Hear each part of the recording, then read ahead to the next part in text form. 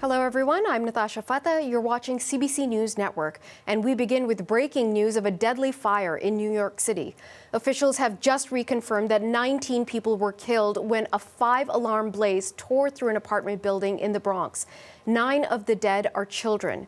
Dozens of other people were hurt, and many with life-threatening injuries.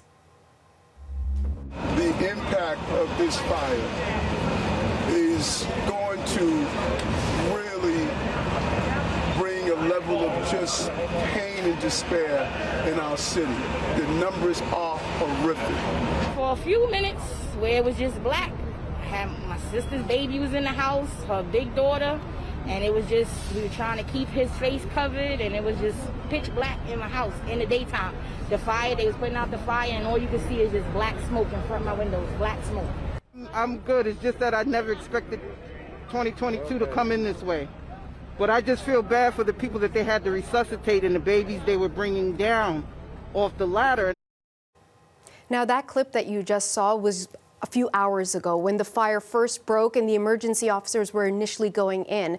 And the comments made by Mayor Eric Adams reflected what they knew at the time. But just moments ago, we heard more from the mayor and from other officials. Let's have a listen. There's more to be discovered. The FDNY is doing a thorough investigation. Commissioner Nigro will update us on the latest. But it appears as though this stemmed from a space heater. But the marshals are here. They will give us a thorough investigation to determine exactly what took place and what we can do better not to have this repeated. Freelance reporter William Denslow is at the scene of the Bronx fire, and he joins us now. So what else did we learn about the fire from the officials, William?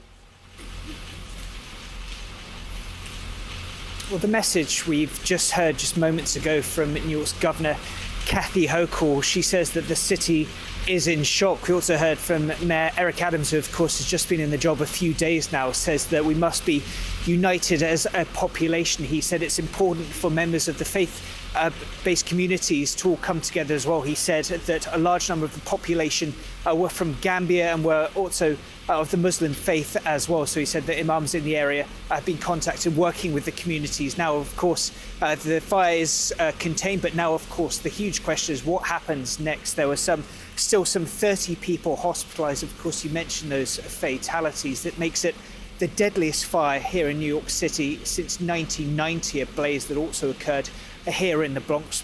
And of course, plenty of questions now circulating, as you might expect, as to what exactly caused such a huge amount of fatalities. That in an incident that happened around 11 a.m. on a Sunday morning, we're hearing from officials that it was a neighbor that heard a smoke alarm and then called into 911 emergency services. Were here within 3 minutes. We're hearing from the FDNY that it's because the door to this apartment where the blaze started, a duplex you can in the building behind me, that it had occurred, and it's because a door was left open, according to fire officials, as to why such huge levels of smoke percolated throughout the building and caused such destruction, so many deaths.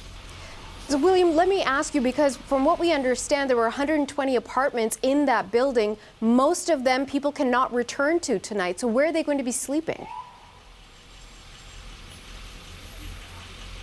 Well, efforts are underway to provide shelter. We've also heard from Governor Hochul that says a victim compensation fund is being set up right away to make sure that they'll be able to fund accommodation going forward and to be able to try and pick up the pieces going forward. And plenty of speculation, plenty of questions still going on as to what exactly happened, how this can be prevented from happening again, considering the fact that the 4 most recent deadly fires in New York City have all occurred here in the Bronx. We've heard from Richie Torres, a local Democrat in the area, says that fire alarms are an issue in this area, as are sprinkler systems. So that's something that will certainly be looked at. We believe now that it was a space heater that malfunctioned, according to officials here, as to why this fire first started. Then there was huge smoke because the door was left open in that apartment building. But of course, plenty of questions whether the smoke alarms were working correctly. Officials here say they do. They're looking into reports whether they were malfunctioning in the past as to why people didn't immediately leave the building when those alarms first started going off. But of course, this is very, very early in the investigation. Officials say they'll keep looking into exactly what transpired here. Okay, William Denslow in New York City. Thank you, William.